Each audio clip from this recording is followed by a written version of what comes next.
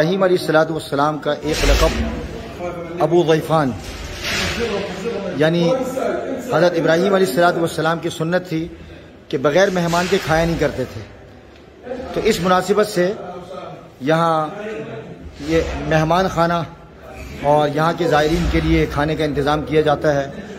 اسی مسجد کے بالکل سامنے، بالکل اس کے احاطے میں، یہ ترکش گورنمنٹ اس کا سارا خرچ اٹھاتی ہے۔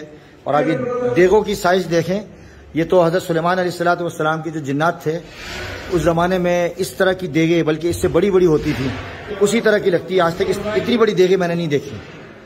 جی ظفر بھائی، آپ کی دیگیں اتنی ہوتی ہیں بڑی؟ کبھی دیکھی؟ ایسے چھوٹی۔ ایک تو دیگ منگائیے زیادہ دربار پہ چڑھتی ہے نا، ہاں وہ اتنی ہوگی۔ اچھا، اتنی بڑی ہے، مگر اتنی؟ اچھا 6 ہینڈل ہے۔ اچھا،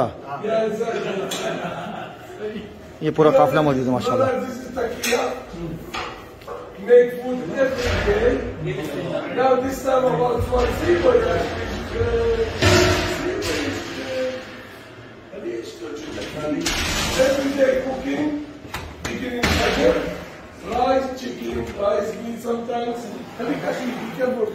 Yes, yes. Okay. Rice chicken, rice meat, soup, bread. You give the poor people coming. How many people eat? About maybe 500, 600, 700. Who is want to take food from here? He can. It's free. Yeah, free. All free. 500 لوگ کھاتے ہیں جی۔ From these windows. 1, 2, 3, 4, 5. Okay, brothers. Okay. In Ramadan, 3,000, 4,000 people is coming. جزاک اللہ۔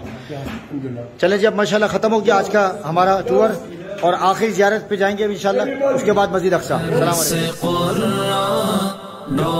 علیکم۔